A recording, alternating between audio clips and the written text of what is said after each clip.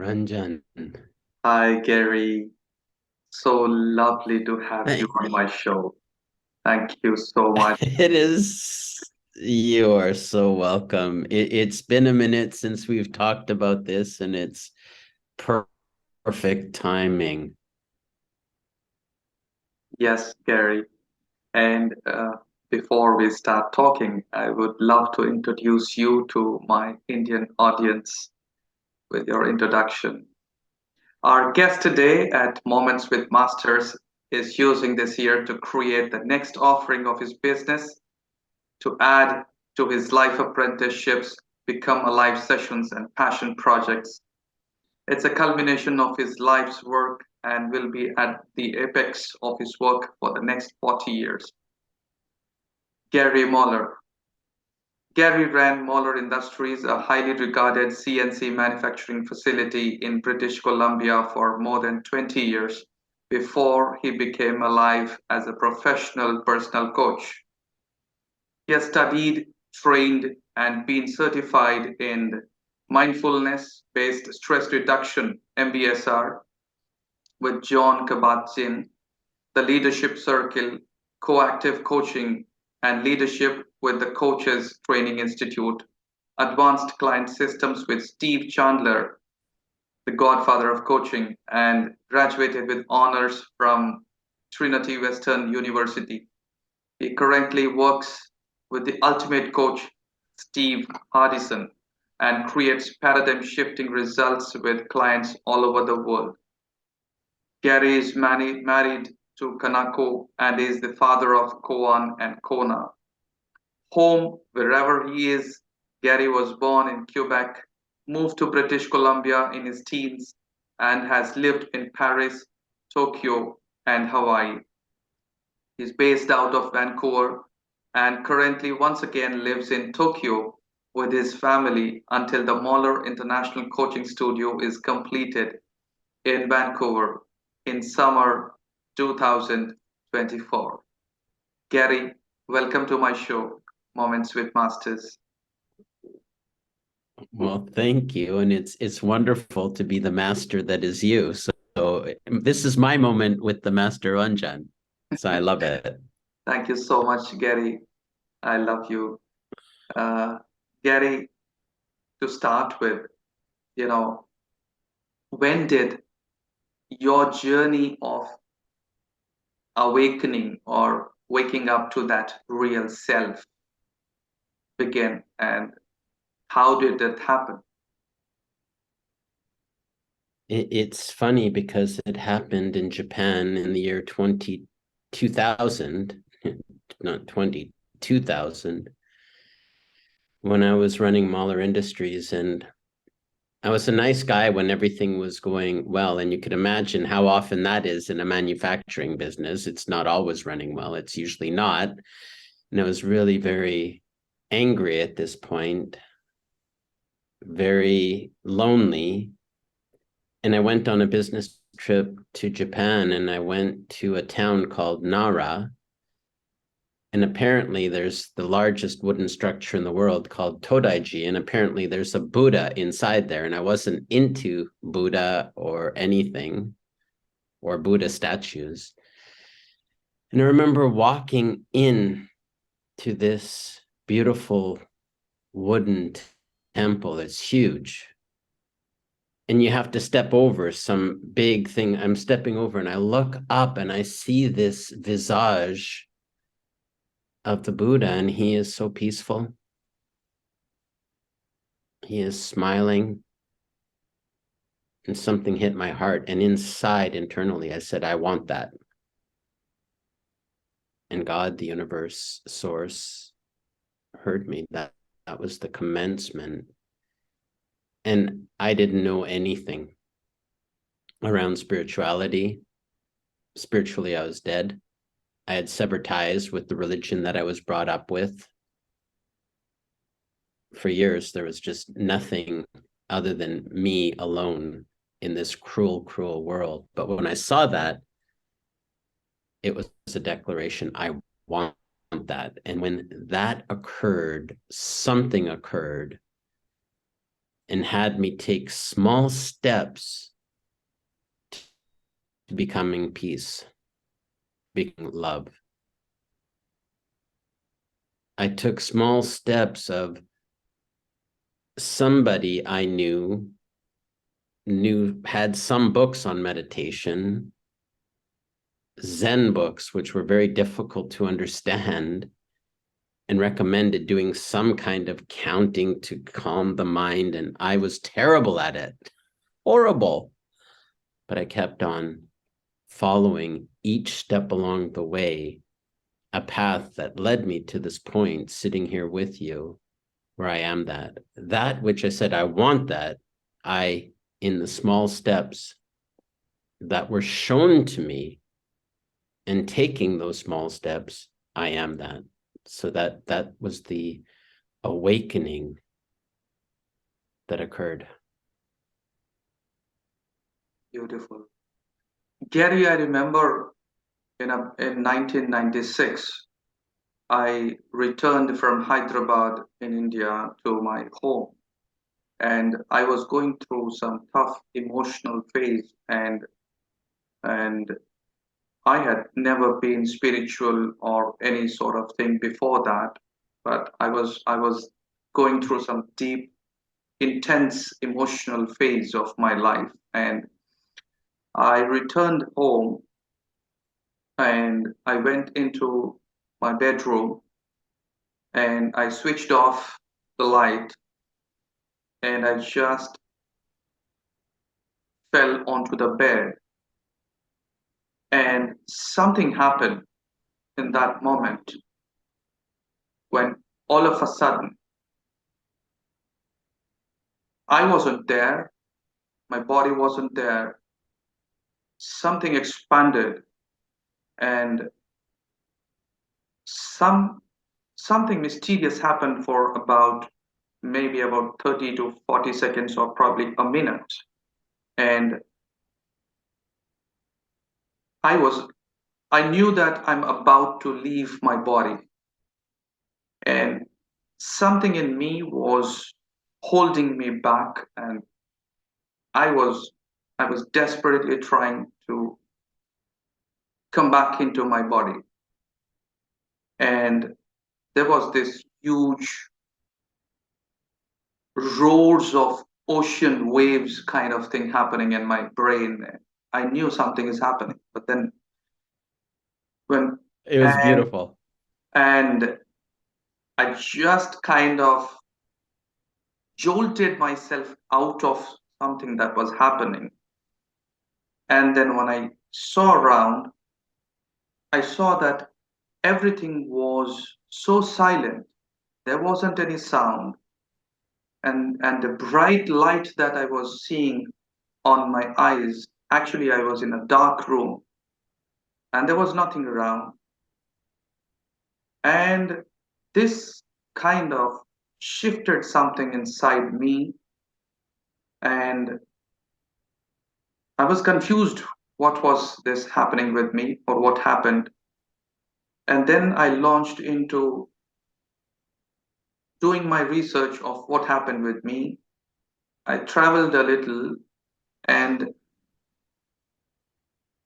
just about, I think, 15 days or something, I walked into a bookstore and I saw a book which otherwise I would never have been interested in. I touched and I saw this book. Something made me curious. I opened the book and I read a paragraph, and that was exactly written in the book, the same experience of what had happened with me. And the book was written by Pandit Gopi Krishna, who had gone through this Kundalini experience. And I knew this is exactly what happened. And it was word by word. And I knew, and the book was to help people who would accidentally go through this experience to assimilate what has happened. And then when I came back home with this book, I read it. I remember for the first 3 months, I made several decisions, several small steps and big steps, which changed everything about me, my lifestyle, and what I was doing. And I kind of started meditating for about 5 to 6 hours every day and did everything. So I remember that this is that phase when you probably do not journal or you note everything, but there are several things that happen, several decisions that you take, which shift everything about around your life, your family, your personal life, professional life, everything. I would love to know what was that initial phase like in your life, because you had been in business. There was, you know, there must have been people around. So what were those small steps, or the most important decisions that you made in that initial phase to build this momentum to be where you are today? It's a beautiful story, and thank you for sharing. It's powerful. And thank you for asking this the way you did.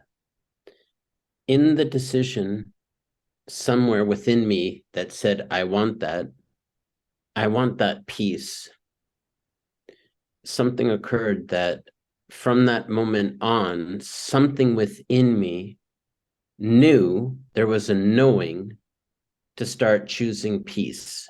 So two things occurred.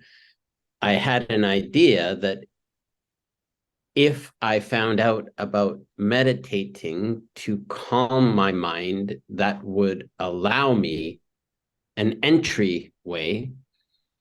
And the other thing that just occurred to me from how you asked the question was, all I did was choose peace instead of otherwise.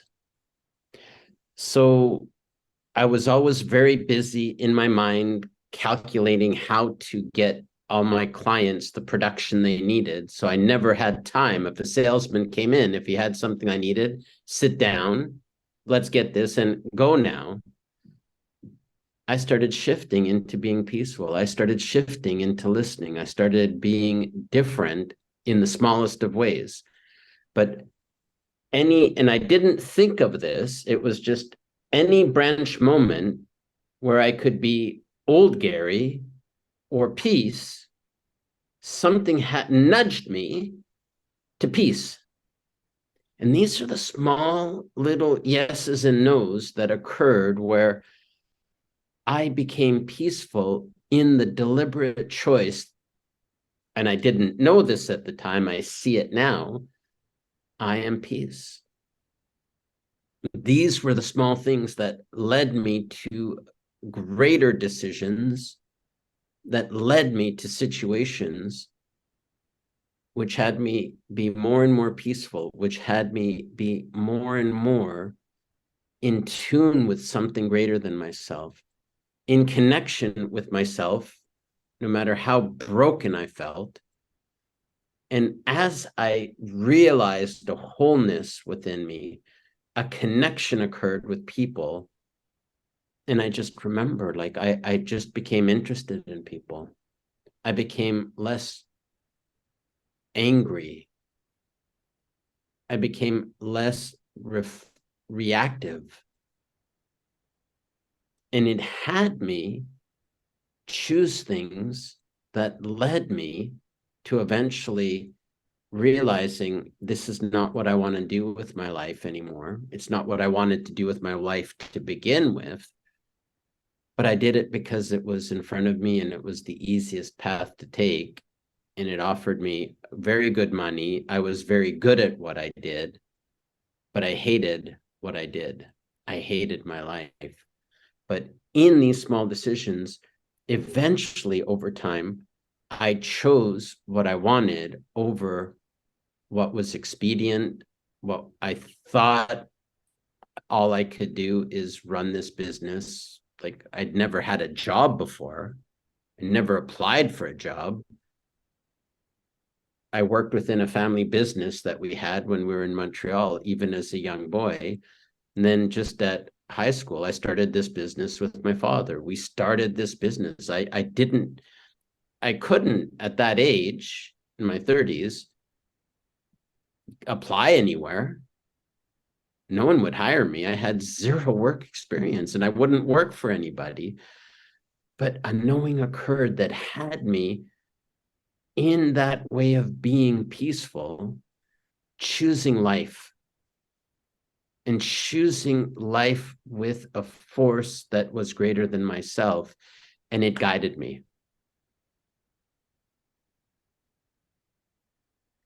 And it led me. And all I did was, and this is so key, my whole story is I want that. I want that, not from a place of neediness, but a place of desire and yearning, as in ways of mastery. Desire is the thing. The desire for what I wanted had me step into places I wouldn't have stepped otherwise, fearlessly. And that brought me to the life that I currently live in. All of the heartache that I've had serves me in my current work, serves me in everything that I create.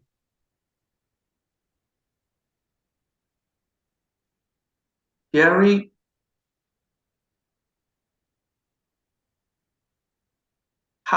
what happened with you, or what you chose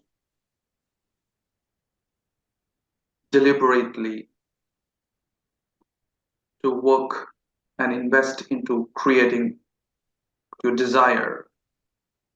How did that impact your understanding of business? What was your understanding of business before this phase and after this? What shifted up, about your understanding of business? Within the realm of what I did within business, I placed a very high value on looking good. Everything I did was to look good. So we ran a manufacturing facility that had a very, very high accuracy rate. Everything we did, the quality we gave was the top notch.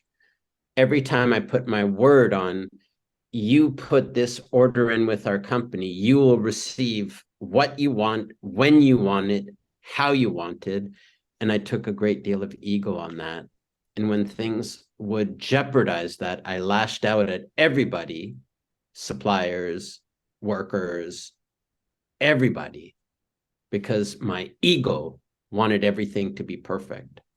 So what shifted then was it shifted from me looking good and promising things to actually a way of being that worked with people and worked with situations and worked with life to get people what they wanted, but more importantly, to be the person in relationship with everyone I came in contact with in a way that was uplifting, that had time, that was loving, that was patient, that was joyful.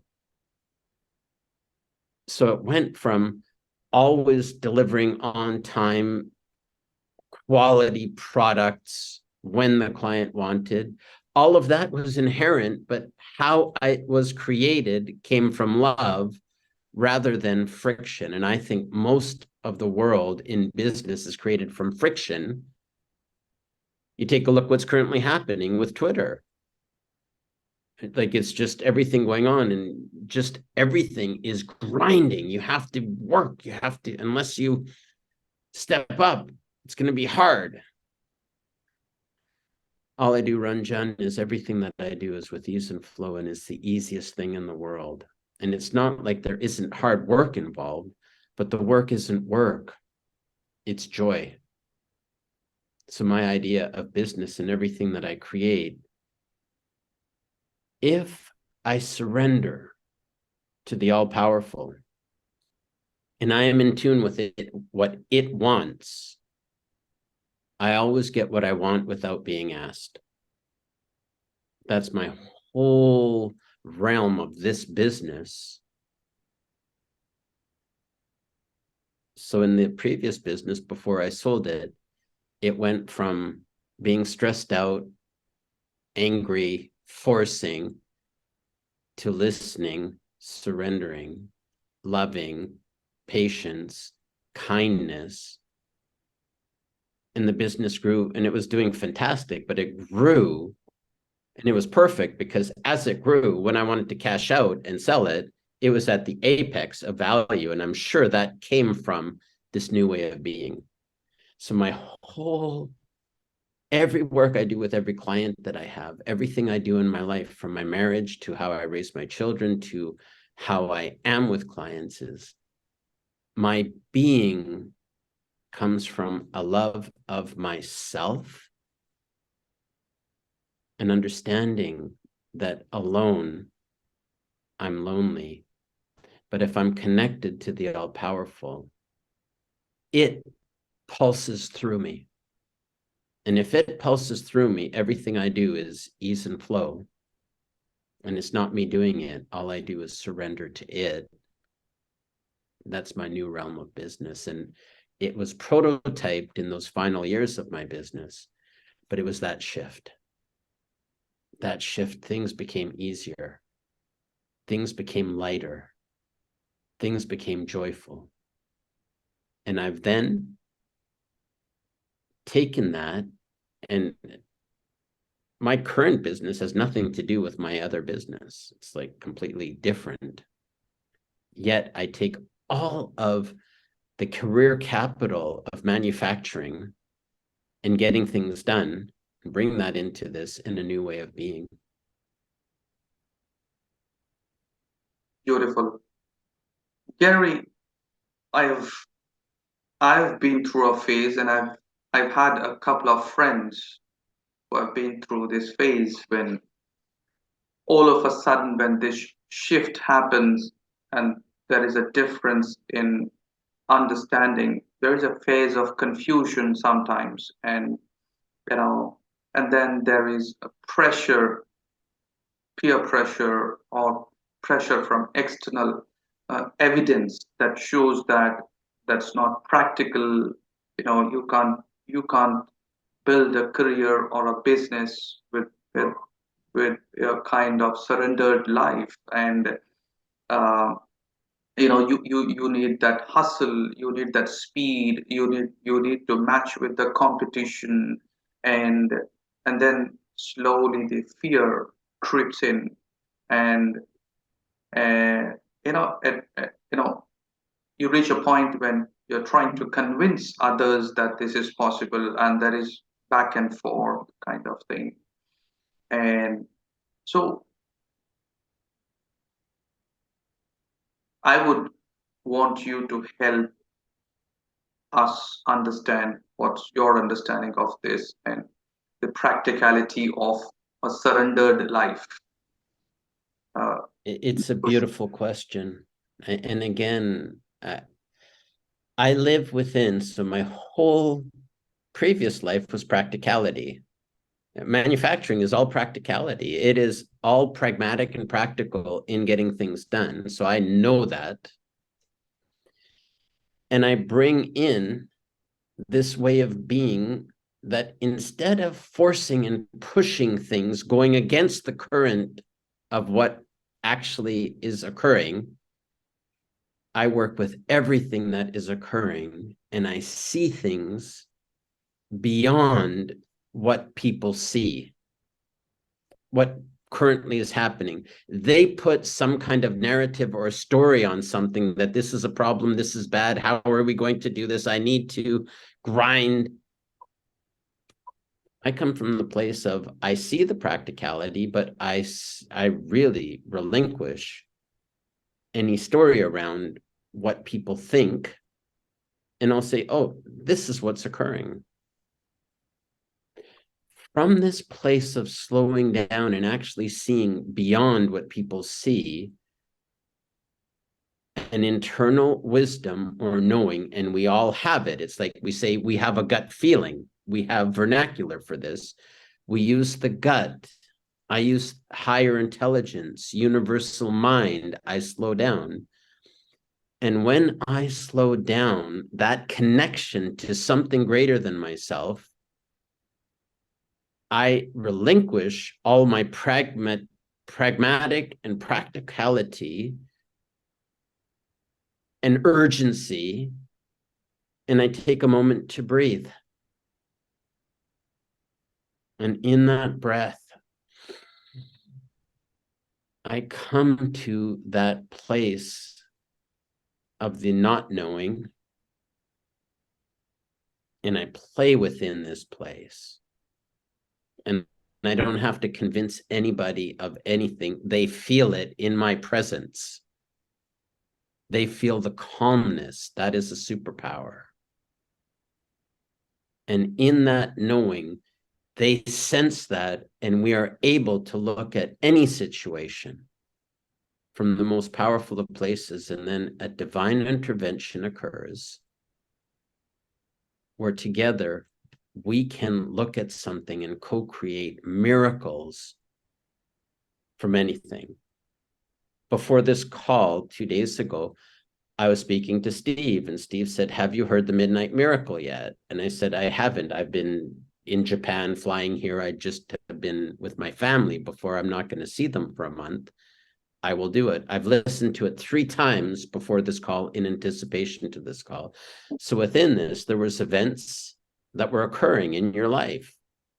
And you reached out to Steve, and Steve shared with you powerfully. So there was no, oh, there is this, there was a miracle that was going to occur. There was no doubt in Steve's mind.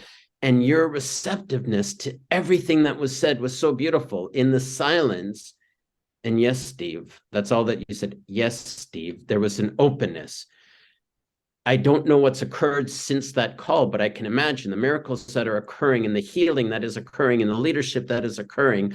That's what I'm alluding to as a possibility for all of life. This is what I create. This is what I'm creating. I say in my document, I am forever at play. I live in the mystery and I create from the unknown. Most people think they know it. They know it all. I know nothing. I have no idea. However, what I do know is in this way of being, I see a way of living a life of ease and flow that is connected to the all-powerful, creating from love. And I think this has a huge impact in the world. It has a huge impact on my wife, on my children, on my clients, everyone I meet. I surrender into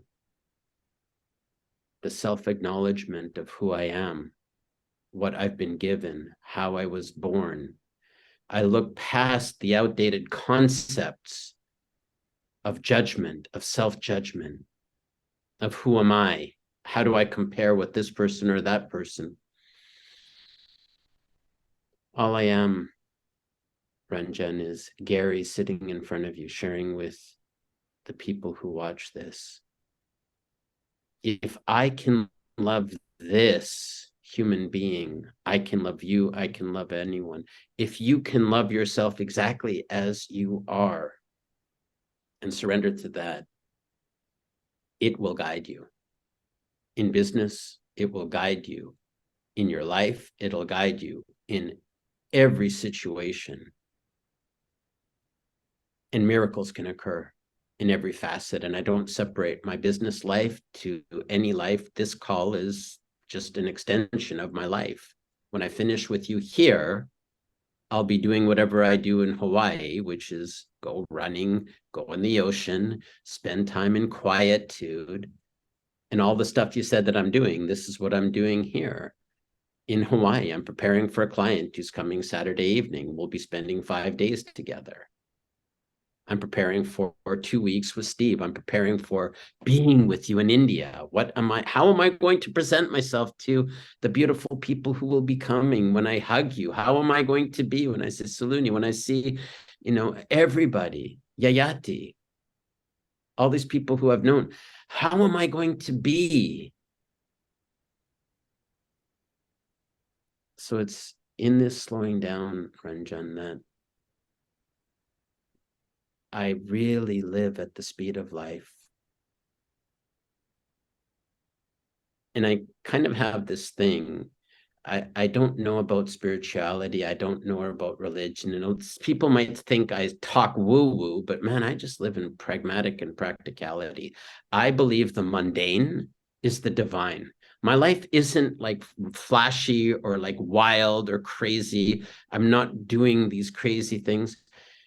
To me, the greatest joy is like when I see you with your children, you say, hey, Gary, this is me and my kids. That's my greatest joy. So to me, it's very simple. We're here as long as we're here.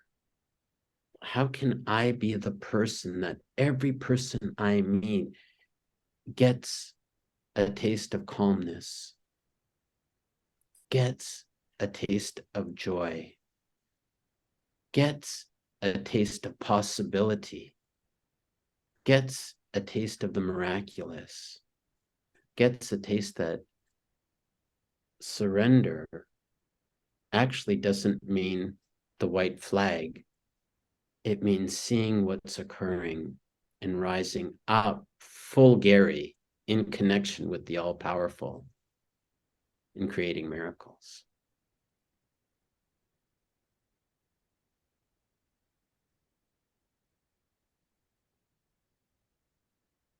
Gary, I was meditating before we started our conversation, and about 20-25 minutes I sat and meditated, and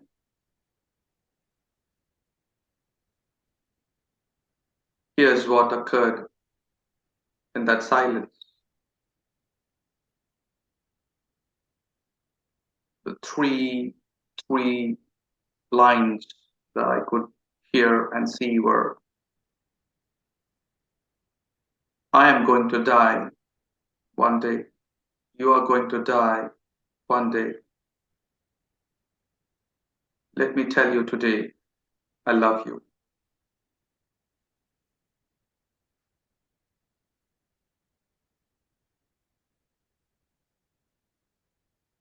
And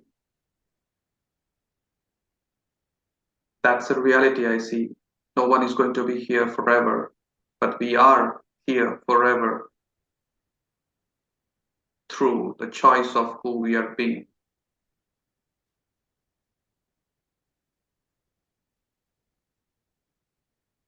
Gary, when we talk about being or being centered approach to life or being centered leadership,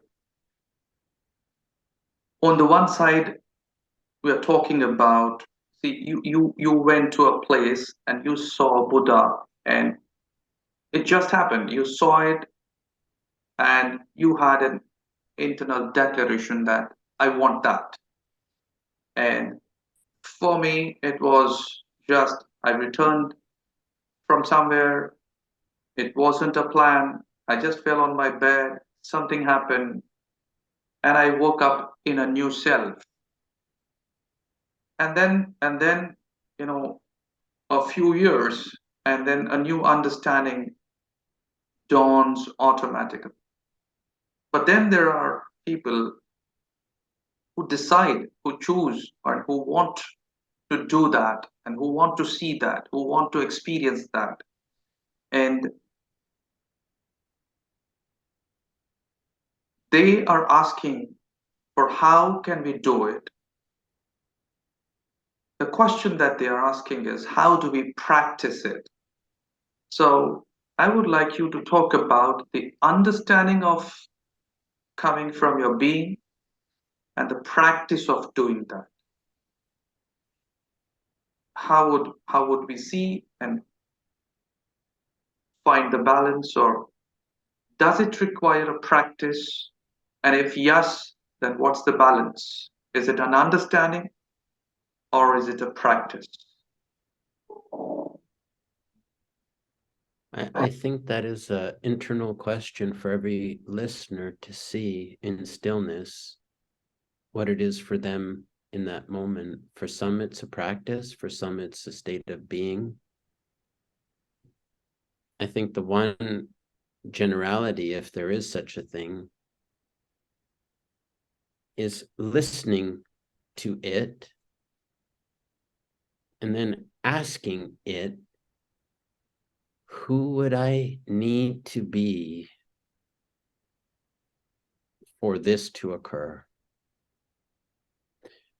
Who would I need to be for peaceful Gary to emerge?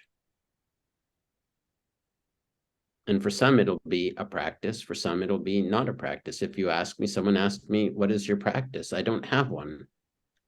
I don't have a practice. And my whole life is my practice. There is never a time that I'm not conscious of the breath. Even when I'm not conscious of the breath, I come back to being conscious because something taps me on the shoulder and, oh, something's not quite right. You're not following the breath. I come back to it. My practice is no matter what, who am I being? My practice is no matter what, whatever is occurring, there is a part of my internal commitment statement that is at play. I am never not practicing, and I never practice. I don't have a set time for journaling. I don't have a set time for wake up. However, there is never not a time that I am in the presence of the Almighty. But for certain people, there are certain times when something is prevalent. All that I would say for me is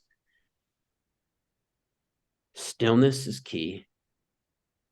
If you're not still, create a practice for stillness. My practice for stillness was mindfulness, was following the breath, was going to Vipassana trainings, was going trainings in mindfulness-based stress reduction. Or part of that, there was rigorous practice that I did, following the breath, I've done all of these things, and now they're a part of my life, much like coach training, personal, life, business, executive. I've done all of that training, not because I had to, or I felt somebody wants the certifications. I've never showed anyone the certifications. They've become who I am. My work with Steve Chandler became who I am. My work with Steve Hardison becomes who I am. All that I know is I listen. I listen. And then I ask. So I remember in my last sessions with Steve before I moved to Japan, he said, ask it, meaning God, every night. Ask it what it wants. And I said, well, how about this? First, I'm going to listen. This is for me. I will listen first, and then it will inform me what to ask. So I even give up asking. I don't know. I've come from a place of, I have an idea, but I don't know. And I ask it, who would you have me be with Ranjan? Who would you have me be in India, in Mumbai? Who would you have me be with my wife today? Who would you have me be today? And I don't know who I'm going to see. Who would you have me be? That I will be love, that I will be have an impact. How am I going to be when I walk out this door and I don't know who I'm going to be seeing? Who am I going to be in the stillness? Because in this time, I'm not doing a lot of stuff other than staying here on my lanai, being in the ocean, in preparation. Who am I going to be with the clients who are coming to be with me in Hawaii?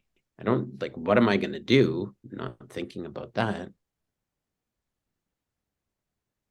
Listen. Have a listening, have a trust that if you slow down and quiet the mind, create a practice to quiet the mind. If there are things that you see that are impeding, get help. I had a mentor early on who helped me. She was a Gestalt therapist, but she was more like a coach. She helped me more than I could ever imagine. Her name is Dr. B. McKay. If you have any issues within what we're talking about, she has new books coming out. Dr. B. McKay out of Vancouver, Canada. Miracle worker. I would not be here without her.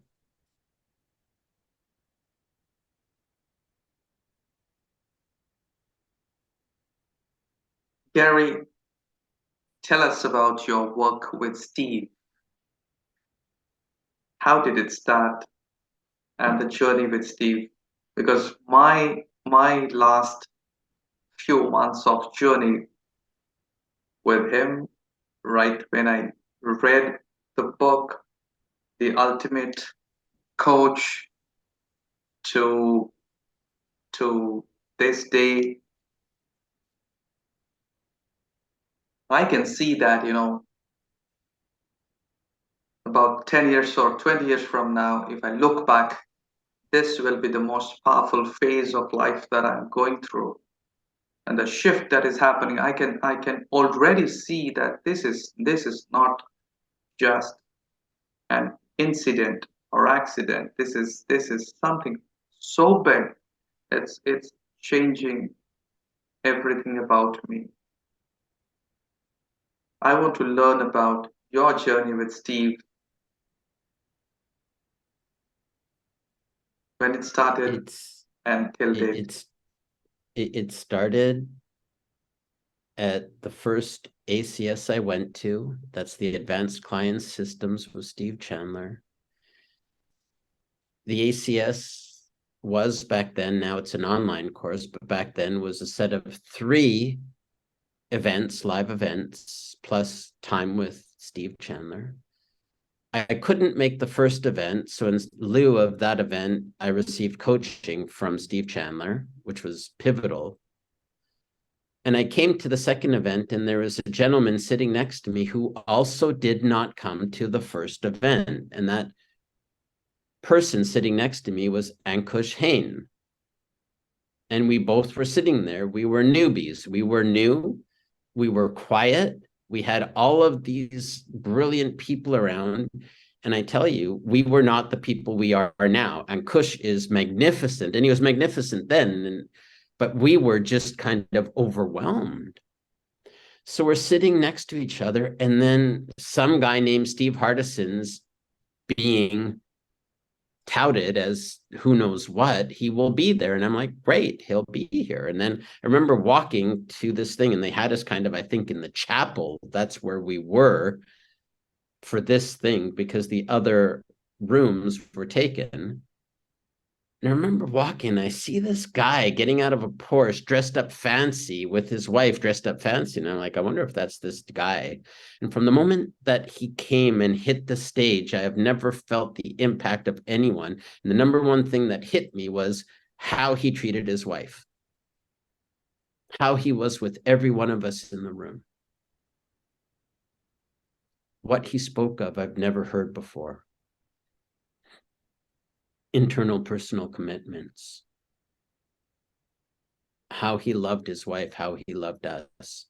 And I remember I was like kind of shell shocked from all of these things. And I remember picking up the mic, and I hated picking up mics. And I said, Steve, I thought I knew who I was, and I thought I was doing a good job, but I'm declaring that I'm not. But I'm declaring in this room that I am the best man. I am the best husband. I am the best father. I am the best coach for the world. Again, that I want that in a declarative sentence to Steve started me on the journey. And I had an idea that at one point I was going to reach out to Steve, but I didn't, because I was afraid of what he would tell me about me. And it was like months that I didn't reach out to Steve, but I knew something with me and Steve would occur. And it's interesting, I also heard of Steve without knowing it years before, when I started my coach training, when I typed in life coaching and Steve popped up. And it's like, oh, this guy looks pretty flashy. Let's see what he's about. And then he's like, da da da da. And I'm like, oh, this is pretty cool. I like this. And then I go, commitment, 150,000 US dollars paid in advance, no refunds. And I'm like, well, I'll never work with this guy. That transferred to me somehow sitting in a room with him, somehow working with Steve Chandler to create the money to work with Steve. So the journey that Steve Chandler and I went on Steve Chandler made a commitment saying, you will be the most prepared client Steve Hardison has ever had. And I didn't speak to him for months. And when I did, I said, Steve, I want to come and see you. And he says, to do what? I said, I want to be with you. He goes, I don't be with people. I don't know who you are. What do you want? Like, he was very like direct. And then he said, listen, the way people be with me is last week, Michael Serwa, he paid me $5,000. If you want to be with me, I need $5,000. Like, that's pretty direct. Old Gary would have been pissed off, would have been worried. I was like, yeah, when do you want it? And how do you want it? It didn't matter because internally I knew I wanted that. And he gave me a bunch of things to do and money to send, and I did, and I wanted to see him. And it changed my life. And I made the commitment. I said, I will be working with you. I'm working with your client, Steve Chandler, to earn the money to work with you. And he told me two things. And I worked on those two things for 2 years. That was all my work. And doing the work that he told me on, those two things, and my work with Steve Chandler on that work, created me working with him. And I've been working with him since May 29th, 2018. It's been the greatest journey of my life. So that's how that all came about. Amazing. Gary, when we talk about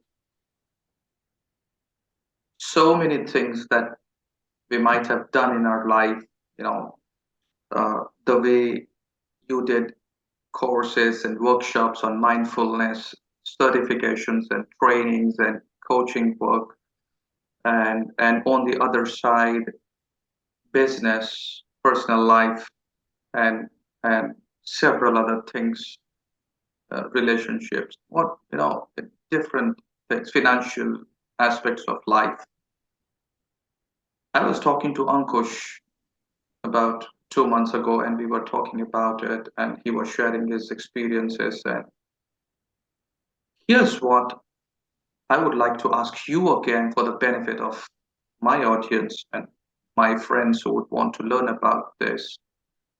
In spite of you wanting to do something or be like something, or in spite of you deliberately deciding that this is who I'm going to be, I've had challenges owning my value of what I did, what I created in my past, in 2 decades. And I've had friends who have had those challenges. And I started my work on owning the value. So it was like I created this, I created that, and it all kind of scattered. And if I go back, sometimes it's like, oh my God, was that me? Oh my God, was that me I did? I created that? So what has our being centered approach, or how can we use this, or how can we use this understanding or develop the understanding of our own value in a way that creates a beautiful life on the outside as well? I think when we realize that our value is inherent, not from what we've done or not done, is a beautiful place to start from. Mm,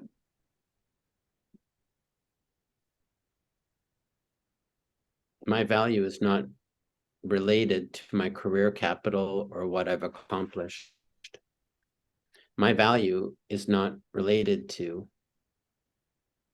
my failures or mm, successes, and I don't believe in either. Am I able to say a slightly naughty word on this show? absolutely. My saying is, your shit is your gold. All of the things that I did wrong or not correctly or caused grief in the world. My years at Mahler Industries, every time I was angry, all the things that really people look back with regret, I don't. That shit is my gold. I take that and everything that I have used to transcend within the realm of self-forgiveness, self-acceptance, to say, I didn't know what I didn't know, and I love myself despite that, allows a space for seeds to be planted by the divine. And then that career capital of all that shit that I went through, all the stuff that I did but didn't materialize, instead of having the narrative that that was failure, I love that, Gary. Hmm. I embrace that, Gary. And then all of that comes. I can use all of that in my being, in the stories that I share, that is relatable to people. So I'm not perfect. I'm not perfect by any means, but I've come to peace with my imperfection. I love my humanity. I love me exactly as I am. I don't need to change. Coming from that place, change occurs. And it's not me doing the change.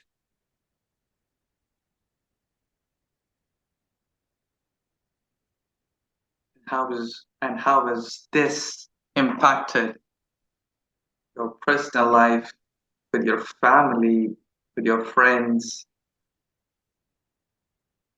I love my wife exactly how she shows up. I love my kids how they show up. My kids are in Japan. They're half Canadian, half Japanese. They speak Japanese, they've studied Japanese, but they've been to 3 elementary schools. So the first, we spent a month in my wife's hometown. They went to elementary school there. Then they went to the seaside town that we were staying at. And then now they're in Tokyo and they'll be at this school for a year. So you can imagine 3 at 9 and 7. And I just told them this will be an adventure. First one. They were sad to leave. They made a bunch of friends in who I was being with them. They're sad to leave. They created new friends. So at the second elementary school, my son was happy the first week, and then after that, he was not happy. And we knew something was wrong. He'd come back angry, and I let him be the way it was. I didn't fish for answers. And my wife is so good at speaking to him, and she speaks to him in Japanese, and he wouldn't say what it was. And then finally, after like about a week, 10 days, she said, if you tell me what it is, we'll go for ice cream. There's this ice cream place in Chigasaki, Japan, that's like apparently Japan-wide famous. And he goes, okay, I'll tell you. So he goes, there's a boy in the class and he's a bully to the girls and some of the people, and he's been bullying me. And he didn't want to tell us. So we let him be. And then finally, my wife, in her way, got this out. So we loved him angry and we let him be. We let him go in the room and read. Then he told us. And then he goes, there's something else. And then I said, what? And he goes, today there was a movie being played and there was no teachers around, and he was on my back and he was hitting me. And I just took it and I breathed like you've taught me. But then I couldn't take it and I went like this and I hit him in the forehead and he fell on the floor crying. And he's looking at me and he's like, am I bad? And I just sat with him and I said, I'm so proud of you. You just did what you did, but there was a bully and you did what you did. And I don't condone violence, but it was just too much. You did what you did. So I let him do what he did. And that was the end of it. He was so happy that I didn't judge him for whatever it is. And I didn't in the moment need to school him about this, or whatever it was. I loved him. I said, I'm so happy that you're happy. He came happy every day. And then I remember on the last day, of school. I went to school. I said, point out that bully. And he goes, Daddy, I don't have to point out that bully because he's not a bully anymore. He stopped doing what he's doing. I don't know what happened.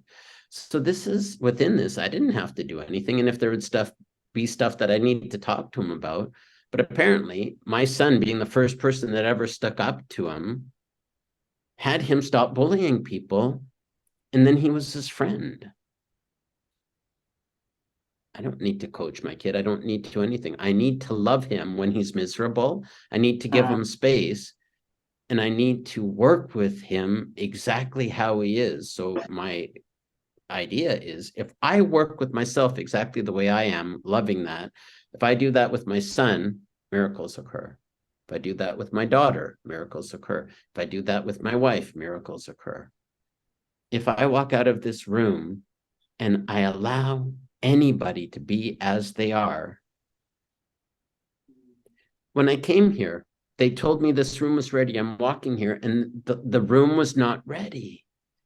The poor woman was sweating and the porter, we were getting along great. And he goes, I am so sorry. This is so embarrassing. Like, it should be ready. I said, it is not a problem. Oh, let me find you another room. I said, you can, but this is fine. Please take your time. I'm not worried. And I had been traveling like 20 hours. I was tired. Man, it's loving. If I be this all of the time, love myself, I can love the situation, I can love what's going on. I transform the world one person at a time. All the business I could ever want is in the next conversation.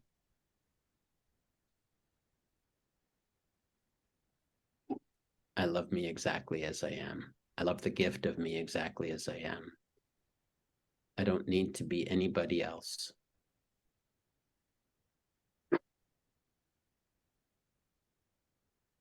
The most important thing, and the last thing I would ask, is about your work with your document,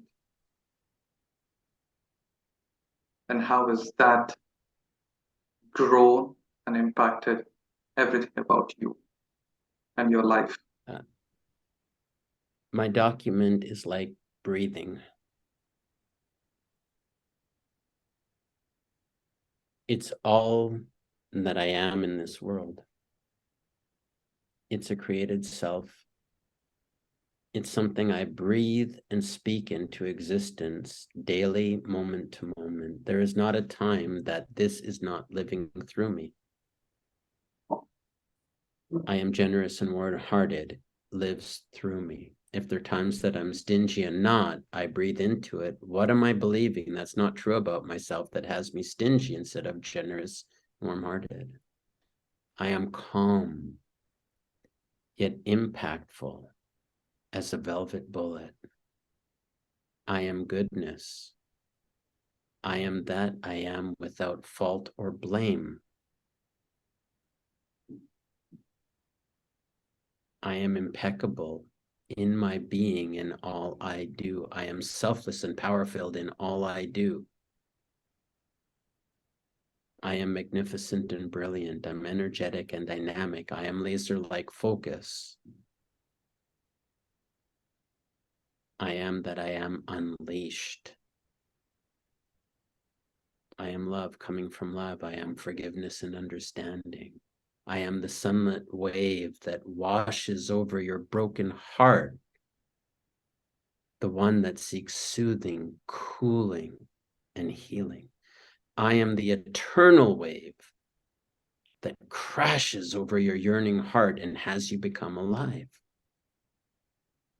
I just said my document in ways that it's not in order in the stanzas, but I live that. This just comes to me all of the time. That's why I don't have a practice. My practice is last night with jet lag, I wasn't sleeping. I know I've got this call with you. I just listen to the midnight miracle as I'm falling asleep to be with me. How do I know to do that? That's just what I do. My document is who I am. When I forget who I am, I suffer. I go into the outdated concepts. I believe things that aren't true. I quiet the mind through my breath. I listen to something greater than myself, my higher understanding, universal mind. I'm not particular what it is. And if it sounds woo-woo, I'm not really too concerned about, because I live in a practical world, a pragmatic world, a real world. But this real world's my creation. It's like what I think about something is actually how it occurs to me. My document is like air. Without it, I wither.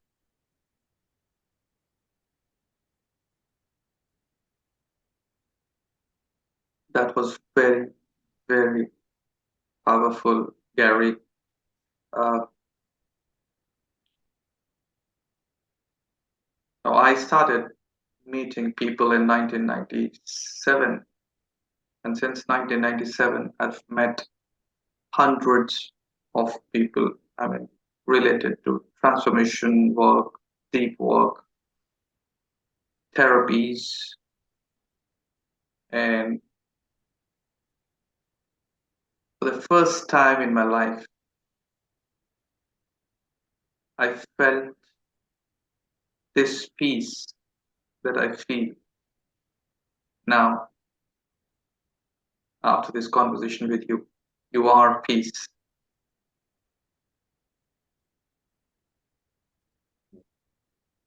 You are peace. And I can feel that in every cell of my body.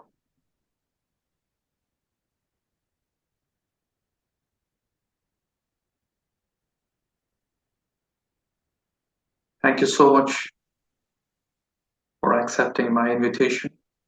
And I am so eagerly waiting to meet you in person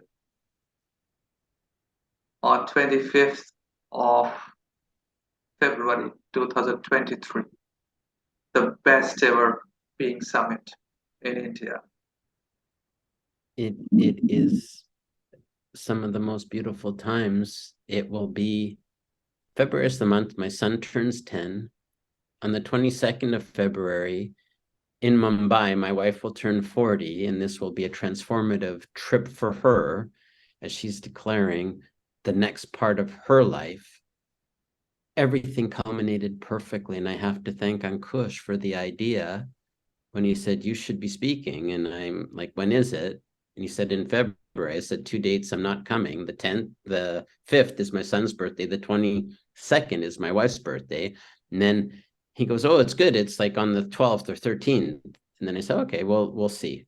And then he says, oh, actually, it's like, I think at that point it moved to the 23rd or 25th. And then Yes. he goes, and I think it would be amazing if your wife spent her 40th birthday in Mumbai. And Ankush, being the way Ankush is, created the miracle of me talking to my wife and saying, I think this would be beautiful. And I said, all in. So this is people saying things that they don't think have an impact, but just come from the heart, transforms the world. So I cannot wait to meet you. I just love everything about you, from our conversation in the car when my wife was driving in Japan, and we just fell in love with each other, even in our voice messages. I Yes. want to acknowledge you for everything in who you are being to create this.